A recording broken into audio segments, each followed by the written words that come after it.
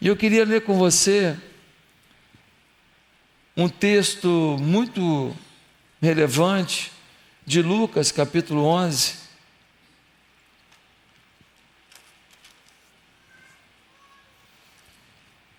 No versículo 1, nós lemos assim: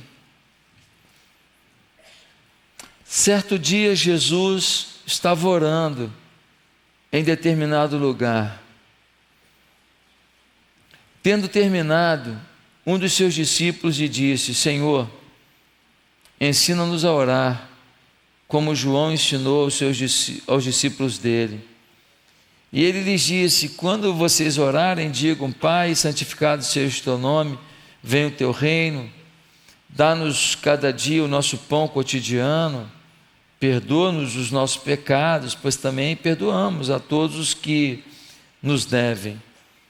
E não nos deixes cair em tentação. Então lhes disse: suponho que um de vocês tenha um amigo e que recorra a ele à meia-noite e diga: amigo, empreste-me 3 pães, porque um amigo meu chegou de viagem e não tenho nada para lhe oferecer. E o que estiver dentro responda: não te incomode, a porta já está fechada e eu e meus filhos já estamos deitados.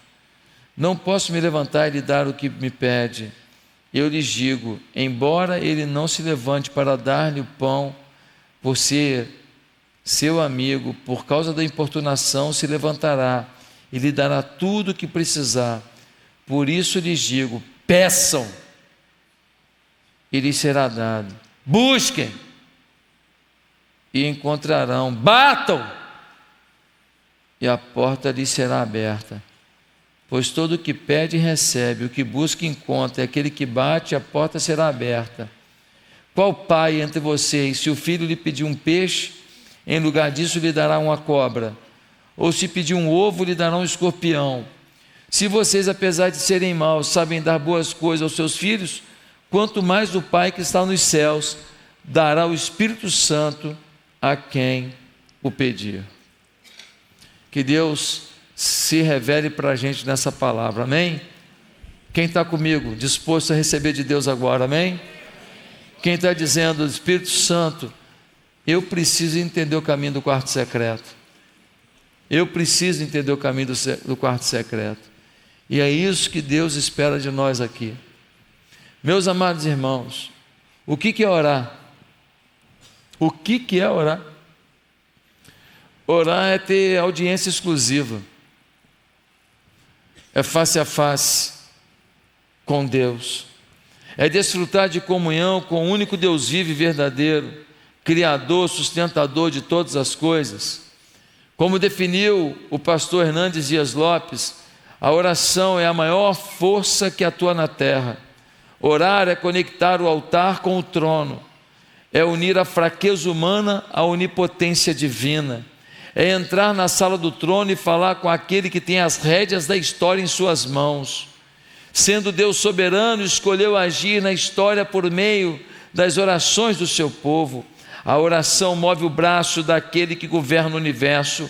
Nada é impossível para a oração feita a Deus em nome de Jesus, no poder do Espírito Santo, porque nada é impossível para Deus.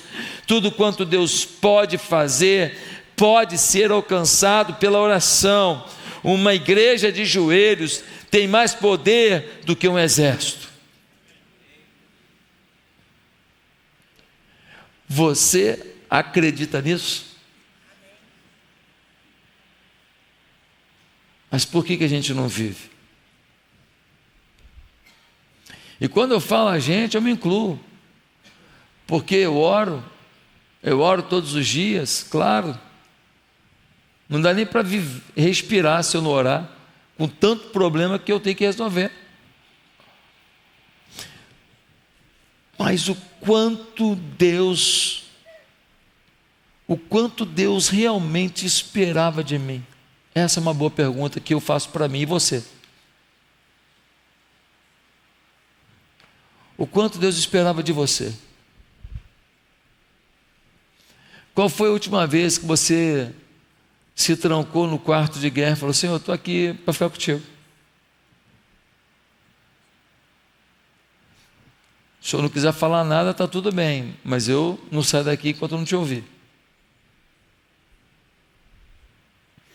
Eu tenho uma lista de coisas para falar com o Senhor sobre a minha vida. Eu tenho uma lista de coisas para falar com o Senhor sobre o meu país. Eu tenho uma série de coisas para falar para o Senhor sobre as pessoas que eu amo. E eu queria te ouvir. E eu queria muito que o Senhor não falhasse nesse encontro comigo agora. Tu acha que isso move o coração de Deus, sim ou não?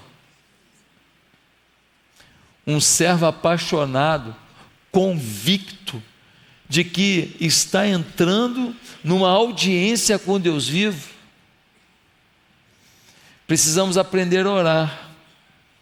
Precisamos fazer o mesmo pedido que os discípulos fizeram. Senhor, ensina a gente a orar. E eu não quero hoje ensinar a orar, mas eu quero hoje explicar por que você precisa querer aprender a orar.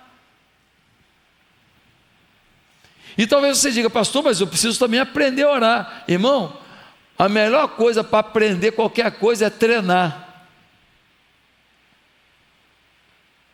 Quem prega mal hoje, vai pregando, uma hora vai pregar mais ou menos. Vai pregando, uma hora vai pregar bem, a não ser que não se dedica. Quem treina para fazer bolo gostoso em casa, queima o primeiro, sola o segundo. Pergunta para o marido dele, ficou bom? Ele falou, acho que caiu uma sola de sapato aqui dentro. Mas uma hora o bolo fica bonito, não fica? Fica qualquer um.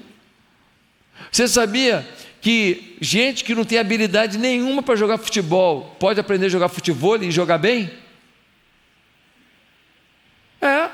Tem gente que é pereba se entrar em campo no futebol, mas vai no futebol e aprende os posicionamentos, como que fica a perna, como que não fica, como que vai, bola que vem aqui, como que rebate, é com o joelho, é com o coxa, é com o peito, como é que faz, tal.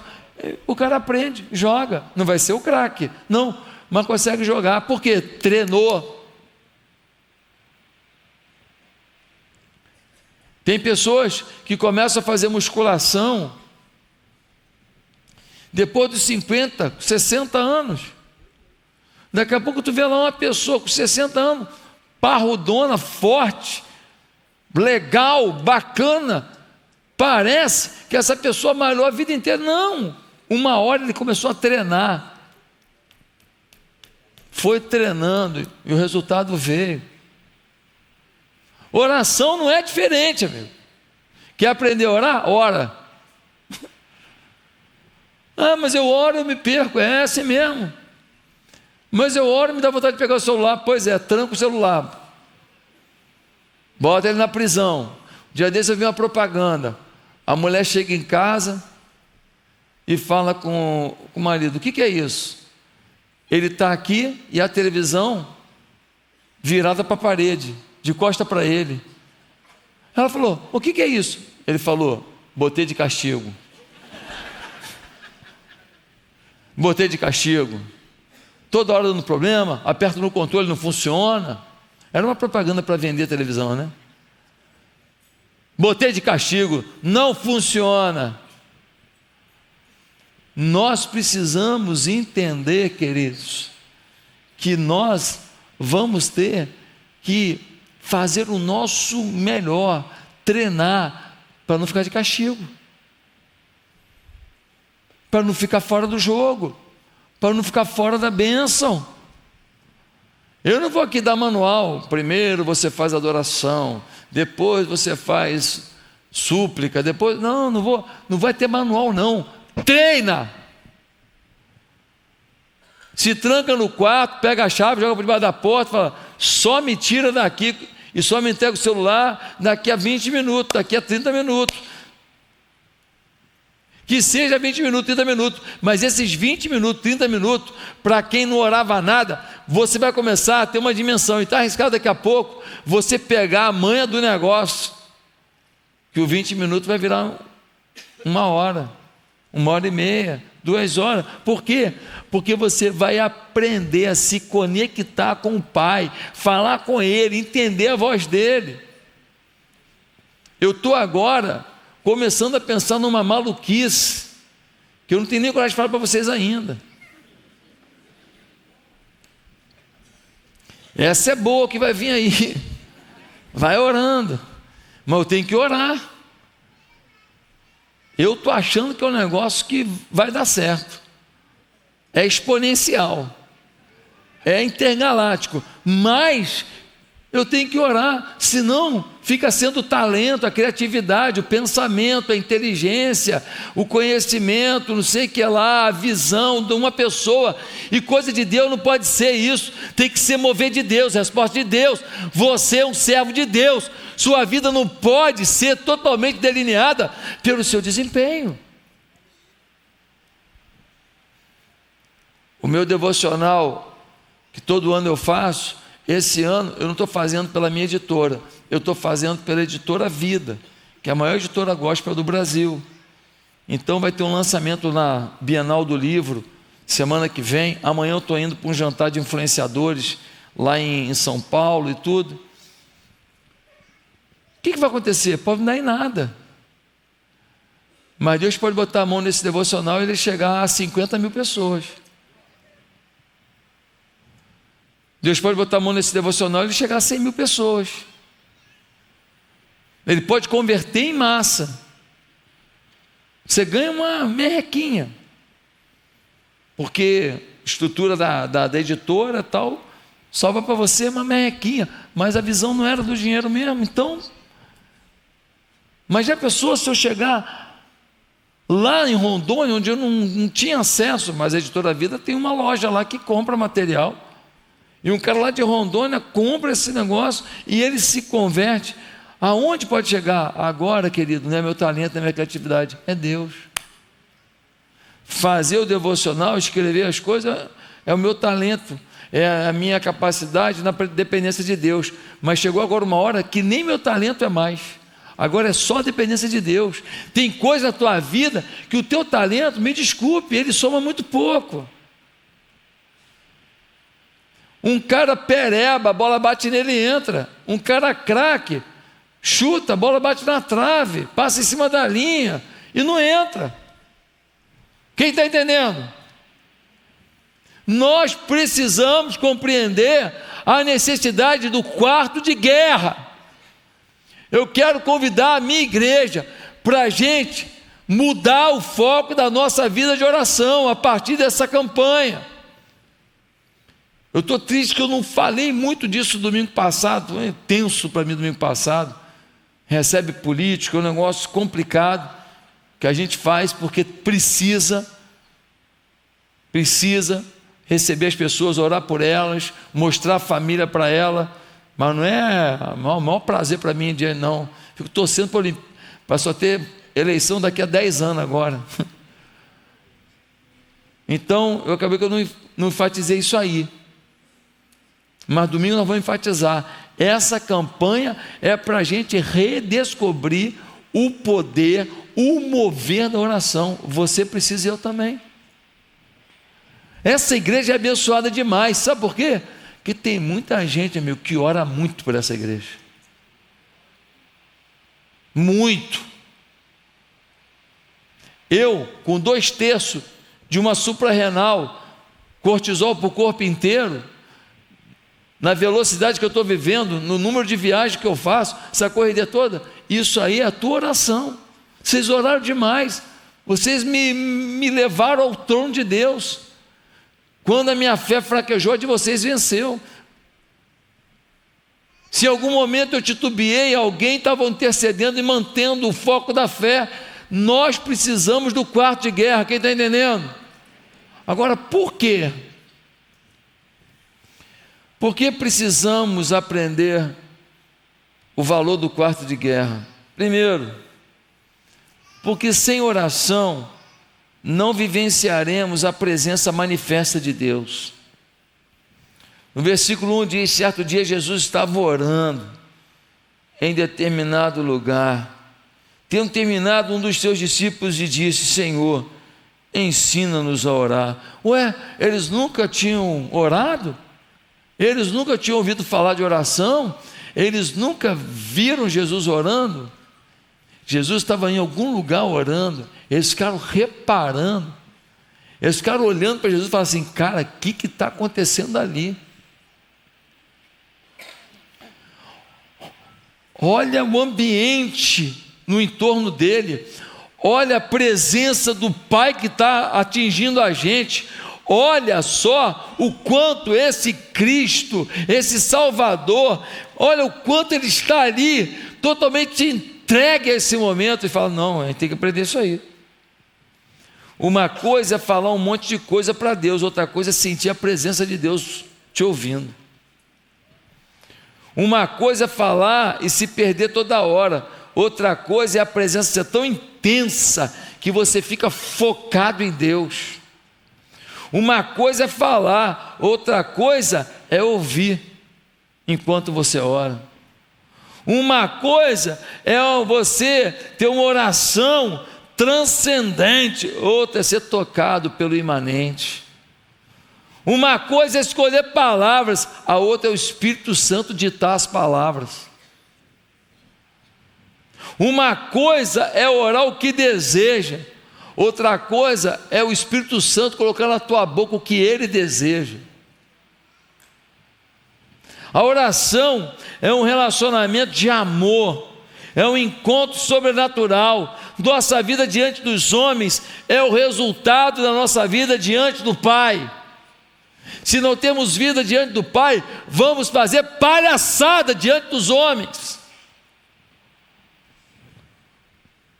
Ah, pastor, eu fui infeliz nisso. Não, você não foi infeliz, não, você ora pouco.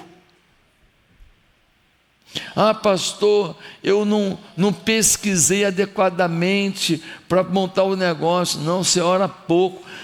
Você não pode achar que o plano humano foi totalmente ele que definiu o seu fracasso em alguma coisa. A tua falta de intimidade com Deus, de presença de Deus, faz com que você, mesmo que tenha todas as informações, escolha errado. Por que será que Jesus orava? Porque ele se fez homem. Ele era Deus, abriu mão da sua divindade, se fez homem. E quando ele se fez homem, ele começou a machucar o pé. Ele começou a sentir tristeza com a traição das pessoas. Ele começou a sentir o cansaço. Ele começou a sentir o peso das provocações. Ele começou a vivenciar as dores da vida que a gente vive. Ele começou a ser ameaçado, inclusive de morte. Então ele orava. Ele orava. Ele queria sentir o Pai com ele. Ele queria a presença manifesta de Deus com ele. Ele abriu mão de alguma coisa que ele sentia falta, e só se conectando com o Pai, ele se sentia preparado para enfrentar essa vida. Ele abriu mão da sua divindade, se fez homem na terra, e ele sabia o quanto era importante permanecer no Pai.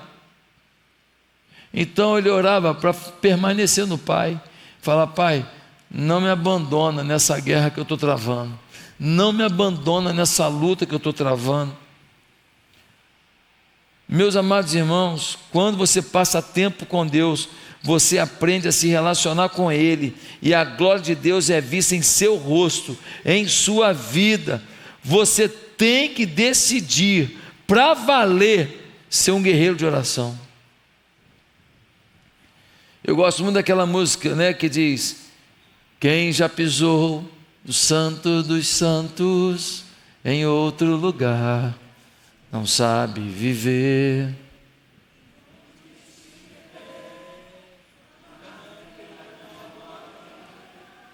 A glória de Deus, quem já pisou no Santo dos Santos em outro lugar, não sabe viver. Onde estiver, clama pela glória a glória de Deus. Tem os irmãos desafinados, mas adoradores de coração. Tem uns irmãozinhos que não levam muito jeito não, mas é de coração. E Deus recebe feliz a tua adoração.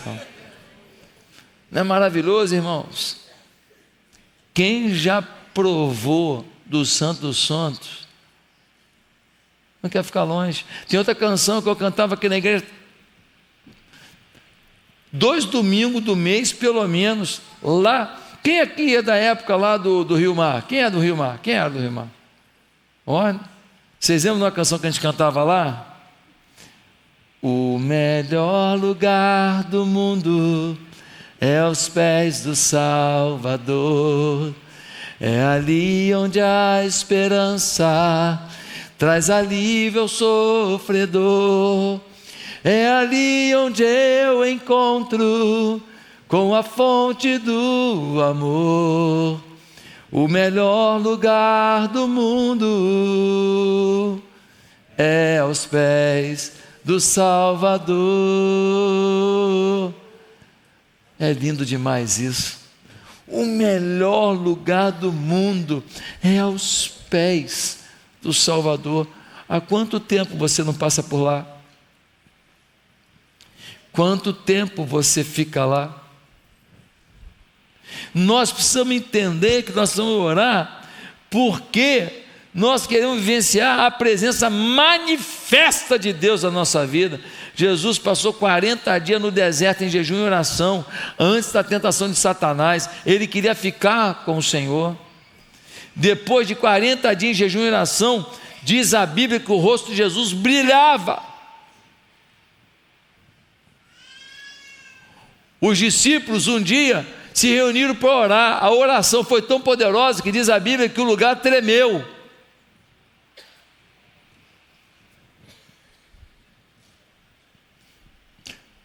Um grupo de avivalistas do passado se reunia para orar no chamado Clube Santo. Conta-se que muitas vezes as pessoas saíam rastejando da sala, de tão quebrantadas, de tão vulneráveis diante da glória de Deus. Eu não estou falando de palhaçada não. Esse povo que fica inventando história, bancando o santarrão, falando para todo mundo, porque Deus fala muito comigo em sonho, que Deus fala muito comigo não sei o que lá, tomar banho.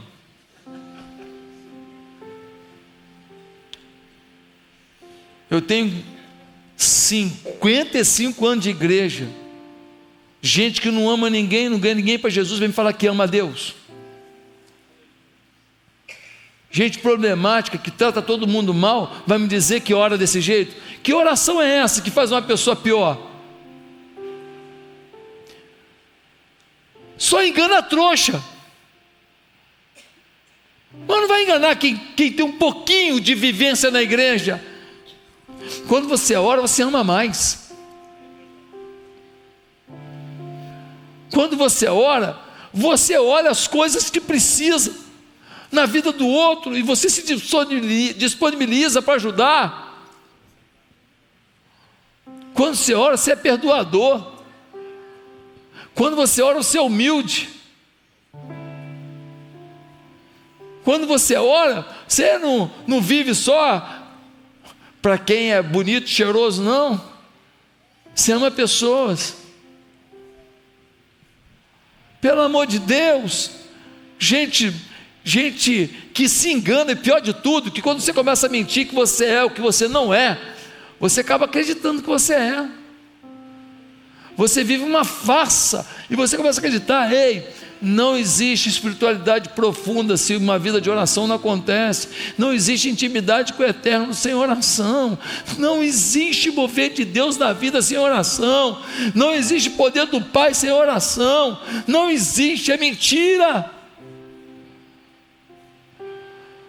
A irmã de oração, cheia de oração, e fala mal dos outros da sala de oração, vai me falar que a mulher de oração é a mulher do Satanás. Vai para dentro da sala de oração para dispersar a atenção para o eterno e botar atenção numa fofoca. Quem está entendendo? Satanás não joga para perder, não. Ele vai dentro da sala de oração para tentar. Com Jesus ele tentou entrar no templo. Com Jesus ele entrou no Getsêmani, onde Jesus orava. Você acha que ele não entra numa sala de oração? Ei, acorda!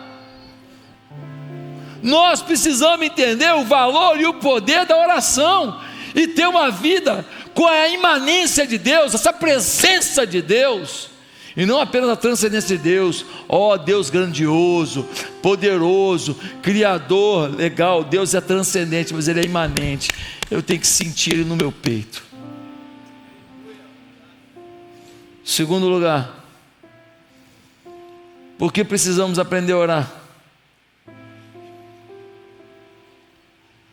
Porque pela oração temos o cuidado do Senhor sobre nós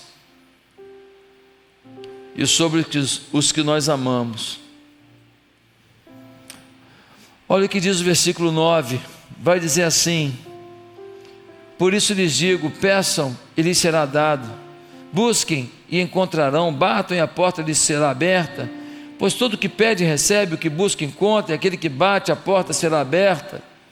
Qual pai entre vocês, se o filho lhe pedir um peixe, em lugar disso lhe dará uma cobra, ou se pedir um ovo, lhe dará um escorpião? Se vocês, apesar de sendo maus, sabem dar boas coisas a seus filhos, quanto mais o Pai que está nos céus dará o Espírito Santo a quem o pedir. O que a Bíblia está falando? A Bíblia está falando assim: aqui, vai para a oração e não fica acanhado não, pede.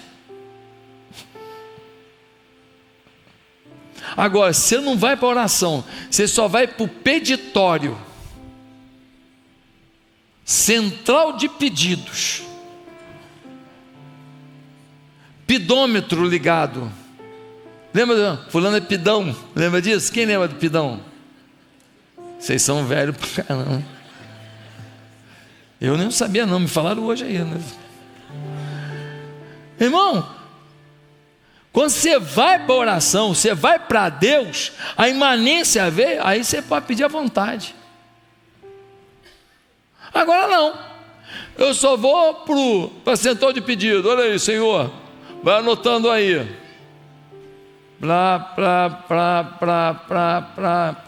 Anota de novo. Olha o que aconteceu. Jesus deixa claro que se nós, que somos maus, queremos dar coisa boa aos nossos filhos, muito mais o Senhor quer nos dar coisas impressionantes. Deus quer transformar a tua trajetória, Deus quer transformar a tua vida, Deus quer transformar o teu caminho, o caminho de que você ama. Mas quantas vezes a gente chora para danar pelas dores da vida, mas a gente ora muito pouco pelas dores da vida. A gente chora mais do que ora. A gente achou que era só chora, era ora. Botaram um CH no negócio aí. Não é chorar, é orar, é colocar o Deus triuno diante de tudo. Lembra quando Abraão intercedeu por Sodoma e Gomorra? E ele ficou falando: Deus, se tiver tanto justo lá, se tiver tantos justos, e Deus foi falando com ele, e olha, eu vou destruir, se tiver tantos justos lá, eu não destruo não. E ele foi intercedendo, aí ele viu que o negócio estava ruim em Sodoma, um povo perdido, foi reduzindo. No final, quem que salvou? Salvou a família de Jó. Mas Deus ouviu. Tá bom, Abraão, Sodoma e Gomorra está uma desgraça, mas eu vou libertar o teu sobrinho por causa da tua oração. Olha o poder da oração. Olha o poder da oração. Negócio de doido, negócio de doido. Gente, a oração de Ezequias e do profeta Isaías, toda a nação foi livre do exército da Síria, que estava determinado para exterminar todo mundo. Lembra quando Moisés estava com os braços para cima, intercedendo pela guerra do povo contra os amonitas? Enquanto os braços deles estavam voltados para o Senhor, o povo prevalecia. Enquanto Moisés clamava ao Senhor com seus braços estendidos, o Senhor dava vitória ao seu povo. Irmão, enquanto teus braços estiverem diante do Senhor, teu povo vai vencer. Se os teus braços estiverem diante do Eterno, você vai vencer. Mas o quanto do teu braço fica diante do Eterno? Pedro estava preso, Atos capítulo 12. Tiago já tinha sido decapitado. Pedro estava numa cela, acorrentado, um monte de guarda em volta dele. Diz a Bíblia assim: e a igreja fazia contínua oração por Pedro. Versículo 3 a 5, você pode ler isso. E a igreja fazia contínua oração por Pedro. De repente, as correntes abrem. O anjo acorda o Pedro. Pedro está dormindo. Só com a igreja orando para alguém estar dormindo enquanto está no corredor da morte. O rei só está esperando acabar o dia da Páscoa e dos pães asmos para matar. Está fingindo que respeita a religião judaica. Pedro sabe que vai morrer em 2 dias. Está dormindo.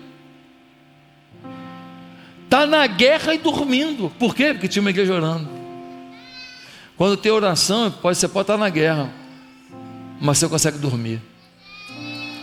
Quando tem oração, você pode estar na guerra, mas você consegue descansar no Senhor. Fala: Senhor, minha parte estou fazendo, agora me resolve aí, está ruim o negócio.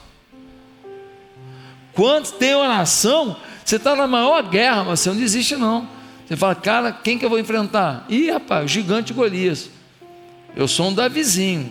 Só se eu der uma pedrada, uma só, e tem que ser a melhor pedrada da minha vida. Senhor, faz a mira. Faz a mira. Eu não tenho como vencer uma batalha dessa sozinho. Meus irmãos, nós precisamos entender que pela nossa oração nós temos o cuidado de Deus para a gente e para quem a gente ama. Em último lugar, por que precisamos orar? Porque quando a gente ora, a gente sobe de posto, a gente passa a ter verdadeira autoridade espiritual. Algumas pessoas confundem posição na igreja com autoridade espiritual. Algumas pessoas confundem cargo na igreja com autoridade espiritual. Autoridade espiritual não é o que alguém te dá. Autoridade espiritual não é o que um título te dá. Autoridade espiritual não é o que uma eleição na igreja te dá. Autoridade espiritual é o que o Espírito Santo te dá.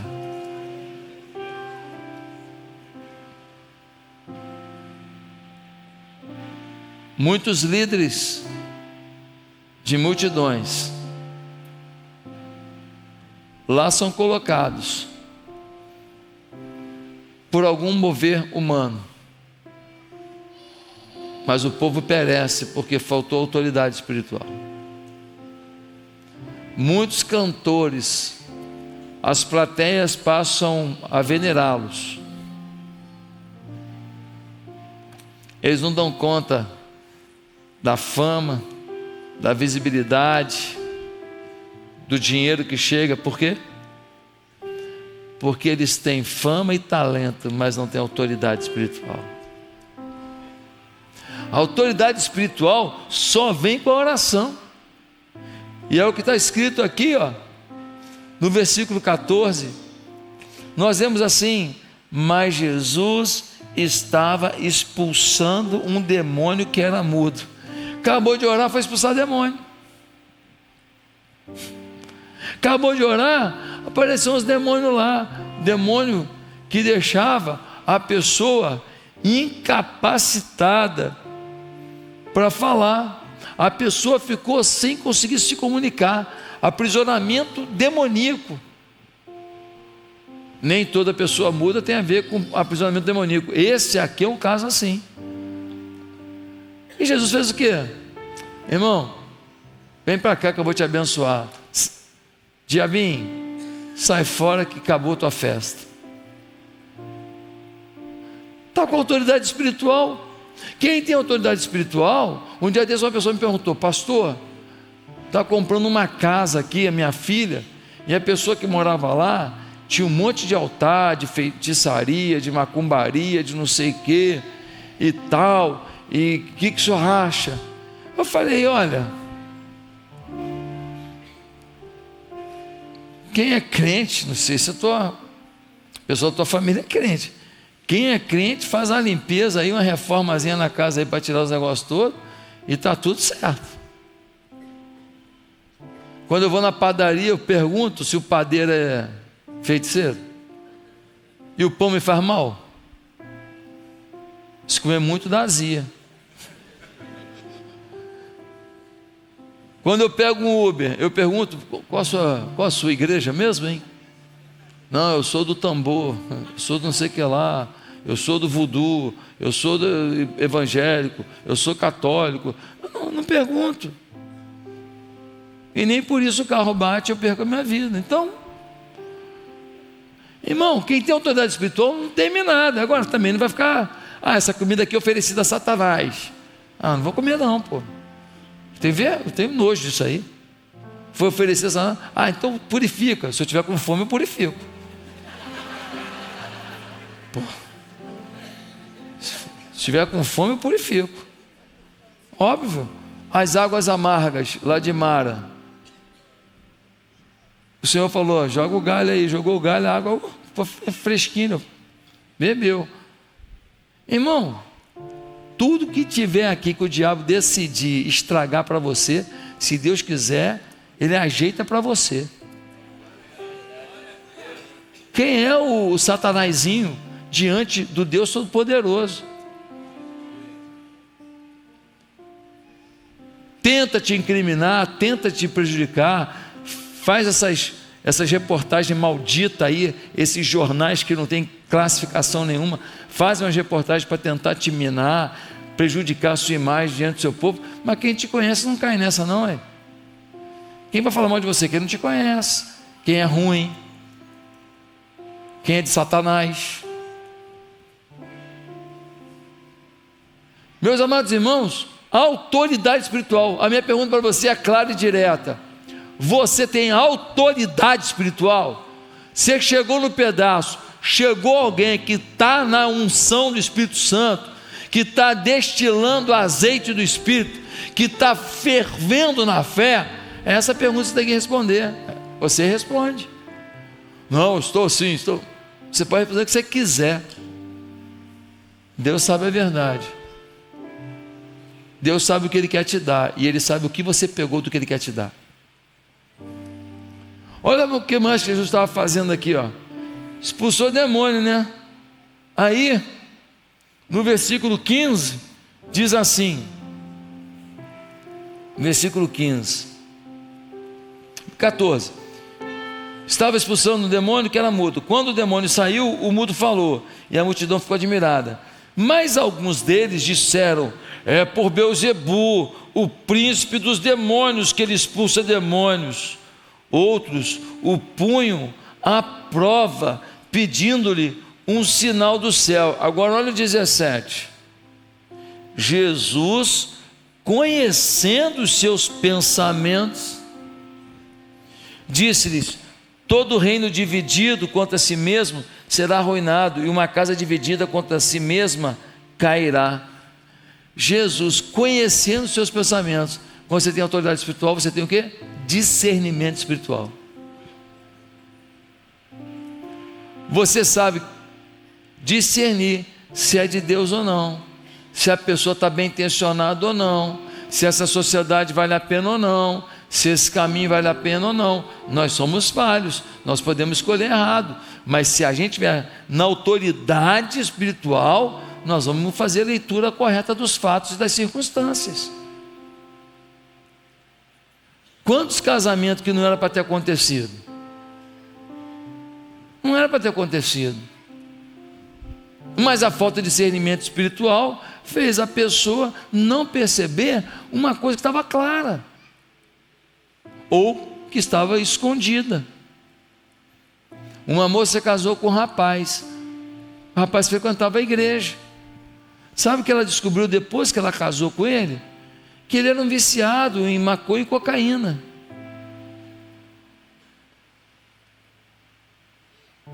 Mas como que ela namorou tanto tempo e nunca suspeitou de nada? Como que ele enganou tanto tempo? Ah, pastor, eu não sou ligada nisso. Ele era esperto. Tá, mas aí tem uma coisa que ajuda, né? Discernimento espiritual. Deus, é para seguir nesse namoro aqui? É para seguir nesse noivado aqui? É para fazer esse casamento aqui? Tem hora, amigo, que é tão esperta a pessoa que ela mente com... Tinha um cara aqui, estelionatário, frequentava a igreja. O cara chorava no final do culto.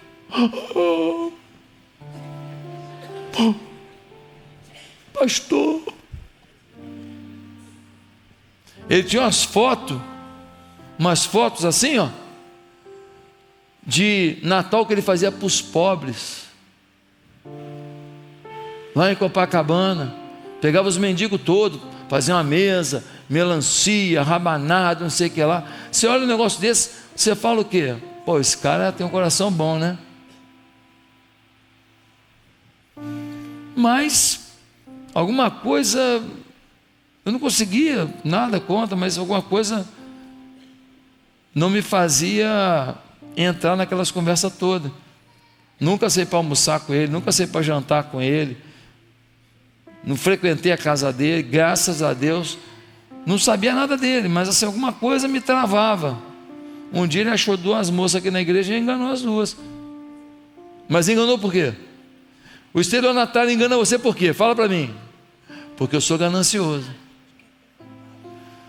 Todo mundo que é encurralado por um estelionatário, porque você foi o quê? Ganancioso. A verdade é essa. Olha, vou te vender esse carro aqui, ele vale 100 mil, mas vou te vender por 50 mil, porque eu estou precisando do dinheiro rápido aqui. Então, até cadê o documento? Ih, esqueci na casa da minha prima, mas amanhã eu te dou. Vira o dinheiro aí. Aí o teu zoião, fala zoiudo. Pô, 100 mil, está me fazendo por 50 mil, porque ele está apertado. Mas o documento não está aqui, mas é que ele esqueceu na casa do primo dele. Mas amanhã vai pegar na casa do primo, vai. O primo dele é lá do STF.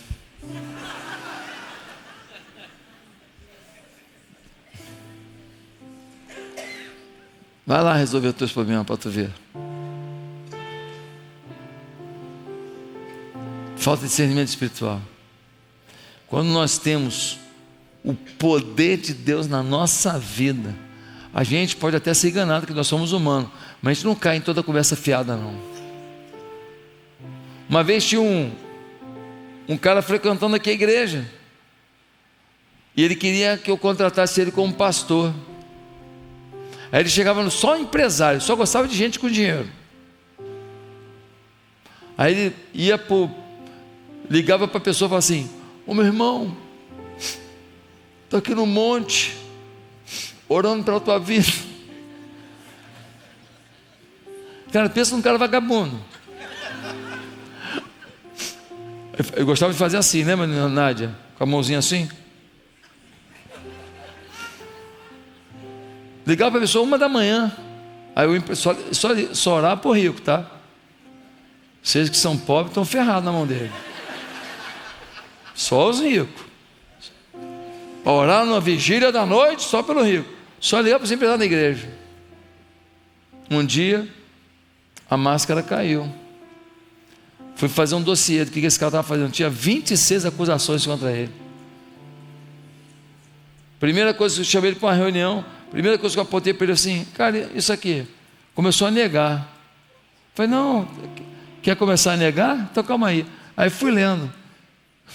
Quando eu cheguei lá na 8ª, aí ele, irmãos, quase que ele tirou daqui A gente estava no Rio Mar ainda. Quase que ele tirou aqui novos convertidos que Jesus tinha restaurado. Quase que ele jogou de volta no mundo gente que a gente amou, que a gente cuidou, que eu estava discipulando, que eu estava ajudando. Quase que ele estragou a vida de pessoas para sempre. Irmão, o diabo não está jogando para perder, não. Ele quer te arrebentar. Ele quer te detonar. Mas Deus quer te engrandecer, te aprovar, te abençoar, te fortalecer. Deus quer o teu casamento assim, amor puro. Eu amo a minha mulher, eu amo a minha mulher. Amo, eu curto a Bianca, eu morro de desejo pela Bianca. Eu estou com 30 anos de casado, mano. Ano que vem, 30 anos de casado. Sabe o que é isso aí, gente? Sabe o que é isso? Eu orei para casar e eu continuo orando pelo casamento, porque os homens são tão bons, mas as mulheres são difíceis. Ou o contrário? Ou o contrário? Não, rolou um glória a Deus ali. Hein? Homens e mulheres são difíceis, homens e mulheres têm seus temperamentos, suas manias. Irmãos, isso é uma bênção de Deus na minha vida, no meu casamento, de amar a minha esposa, de amar, de não estar ali não, que se eu divorciar, vai pegar mal diante da igreja. Não, meu irmão, não, eu estou no casamento porque vale a pena, mas isso é fruto da bênção de Deus sobre nós, da presença de Deus sobre nós, do amor de Deus sobre nós, da intercessão que faço pelo meu casamento, que ela faz pelo casamento. Meus irmãos, nós queremos viver uma vida abençoada, tremenda, então nós temos que orar. Pastor, mas tem coisa que você ora e a resposta está demorando? Sim, com todo mundo é assim. Tem mulher que ora pelo marido, a mulher de Deus, mulher de oração, ora pelo marido 20 anos, e o cara não converte. E tem mulher que fala para ele: eu estou indo para a igreja, se quiser tu vai, não quiser vai para o quinto dos infernos. O cara vem aqui e converte. Vai entender, sim ou não? Não cabe a nós entender os tempos e propósitos do Pai, cabe a nós orar. Cabe a nós ter discernimento espiritual, ter autoridade espiritual, estar preparado para enfrentar um demônio, como Jesus ali no verso 14, estar preparado para discernir o que estão falando ou pensando, o que estão fazendo contra nós, como no versículo 15 a 17, nós precisamos orar. Então o que eu queria te dar de dever de casa hoje? Saia daqui hoje, vai para a tua casa. Eu não sei se você vai ficar 5 minutos, ou 10 minutos, ou 15 minutos, mas eu queria que você fosse para um quarto de guerra hoje. Qual é a tua guerra? Eu vou para o meu quarto de guerra hoje com a minha guerra. Eu vou para o meu quarto de guerra hoje com a minha guerra. E eu queria te desafiar a ir para o teu quarto de guerra com a tua guerra. Se possível for, está com a tua esposa aí? Chama a tua esposa. Vamos para o quarto de guerra? Vamos separar um tempo? Vamos separar um tempo para Deus? Eu não estou te dando limite de tempo. Olha, fique lá por 2 horas, não. Eu não estou falando para você, fique por 3 horas, não. Como eu disse, orar é treino. Comece a orar, que daqui a pouco o que parecia tão difícil vai ser muito fácil, e daqui a pouco vai ser necessário. Eu com 49 anos, eu não fazia musculação, gostava de futebol, vôlei, esporte é comigo mesmo, mas nunca fiz musculação. Aí, com 49 anos, eu comecei a lesionar, fui jogar vôlei, lesionei, fui jogar futebol, lesionei, a coluna doendo, aí eu fui no ortopedista, falei: doutor, estou todo quebrado aqui. Ele falou: qual a sua idade? Eu falei: 49. Ele falou: nossa, rapaz, deixa eu te falar, pelo que eu te conheço, você é enérgico, é elétrico, quer fazer tudo no futebol, quer jogar que nem como você jogava quando tinha 20 anos. Eu falei: é isso mesmo. Falei: pois é, vai lesionar toda hora, porque a carcaça já está estragada e a cabeça é de jovem. Então só tem um jeito: fortalecer. Se não fizer fortalecimento, você não vai poder jogar bola sem lesionar. Para jogar bola, eu comecei a fazer musculação, mas aí eu ganhei gosto. Por quê? Porque eu parei de sentir dor aqui, dor ali, jogo bola, não lesiono e tal. Então hoje para mim é uma necessidade. Quando você começa a treinar alguma coisa na vida, vira para você uma necessidade. Quando você começa a se alimentar bem, você come um docinho de vez em quando, alguma coisa, mas assim, você equilibra. Você não se entrega não. Porque a minha vontade é me entregar, falar, né? Häagen-Dazs, vem sobre mim, né? Goiabada, cascão com queijo Minas, glória, hein?